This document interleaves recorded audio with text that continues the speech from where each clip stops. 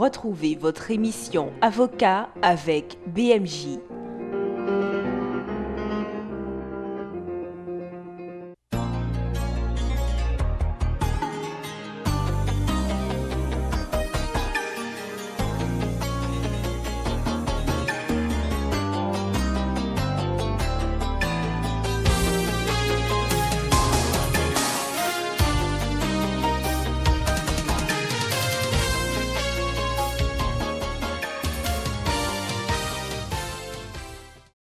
Quelle est la marche à suivre pour faire une demande d'asile?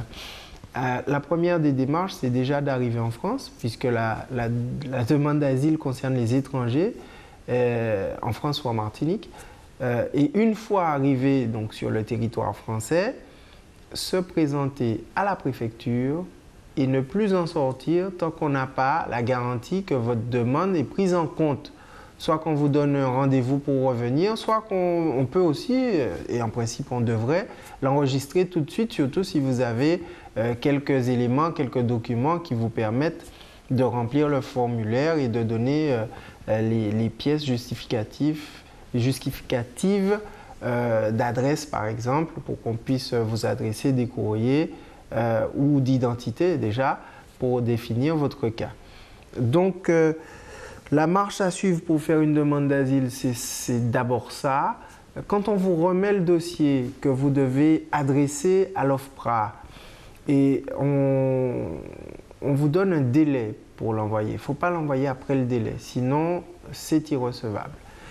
Ensuite, il faut savoir aussi que parfois on refuse aux étrangers la délivrance, bon ça c'est vu, d'un dossier d'asile.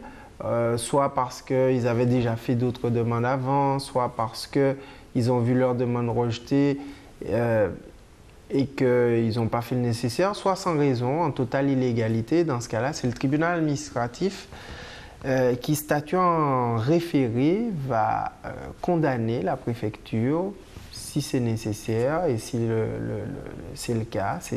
Si vous prouvez que vous aviez droit à un dossier et qu'on ne vous l'a pas donné, la préfecture va être condamnée à délivrer le dossier d'OFPRA.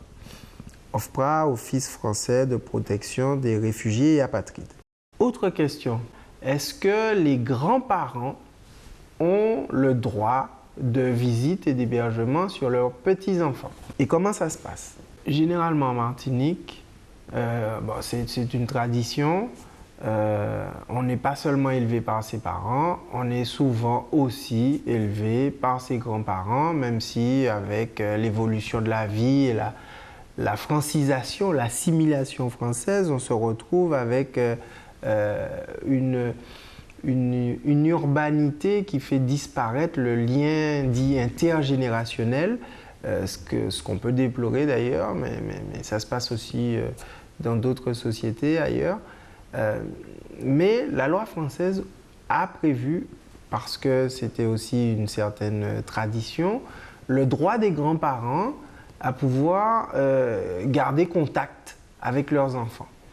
Alors garder ce contact, c'est avoir un droit de visite, voire un droit d'hébergement. C'est quoi la différence? Un droit de visite, pouvoir venir voir, un droit d'hébergement, pouvoir prendre à la maison, qui dorment là et puis qui repartent. Alors si c'est un week-end, même si c'est un week-end par mois, il y a des grands-parents qui saisissent le tribunal de grande instance.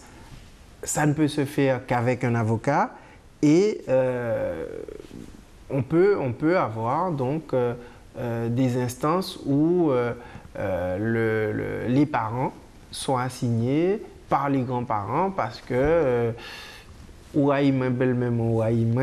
un problème avec la belle-fille, donc elle ne veut pas envoyer les enfants chez les grands-parents. Les grands-parents peuvent saisir la justice pour avoir contact avec leurs petits-enfants.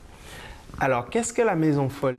La maison folle, c'est une maison qui est construite sur un terrain qui n'appartient pas à la personne qui l'a construite. Ça s'appelle en droit la construction sur le sol d'autrui.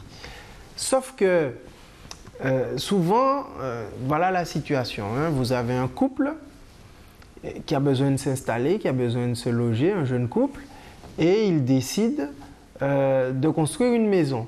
Mais ils n'ont pas de terrain. Et puis, il y a un terrain familial qui est là, qui appartient au papa, et des fois au grand-papa. Et le grand-père est mort, le père est là, c'est lui qui gère le terrain, mais on a cette difficulté, c'est que des fois, il y a un titre de propriété qui est au nom de quelqu'un qui est décédé, ou des fois, il n'y a pas de titre de propriété du tout, mais on sait que c'est une propriété familiale. Et on construit quand même. Et puis, dans Kafaché et Pilang, les deux personnes qui ont construit, qui étaient dans un couple, se séparent. Quel est le droit de celui qui s'en va? Sur la propriété de la maison, il n'a aucun droit. Il peut avoir droit à une récompense, à une indemnisation pour avoir construit, mais celui qui conserve la maison, lui-même n'ayant pas le titre de propriété, personne n'ayant le titre de propriété. Pourquoi? Parce que la maison appartient à la terre, au propriétaire de la terre sur laquelle elle est construite, puisque le principe, c'est la propriété du dessous emporte propriété du dessus. Donc, on n'est pas propriétaire quand on n'est pas propriétaire du sol et on peut construire ce qu'on veut, on ne devient pas propriétaire du sol parce qu'on a construit quelque chose dessus. Donc, la maison folle correspond à un cas où, de situation folle où on a du mal à faire des partages parce que généralement celui qui conserve le bien ou la jouissance du bien n'a pas toujours les moyens d'indemniser l'autre. C'est très difficile, c'est des situations parfois humainement très douloureuses et qui souvent ne se règlent pas ou se règlent mal ou sont à l'origine de beaucoup de rancœur, de souffrance. Donc là, il y a vraiment nécessité de connaître ses droits, d'avoir son avocat de famille, son avocat personnel et qui va essayer de trouver d'abord une solution amiable, ensuite, s'il le faut, une solution judiciaire. Je vous dis à bientôt, jusqu'à la prochaine fois. Bon courage, bonne santé à tous. Au revoir.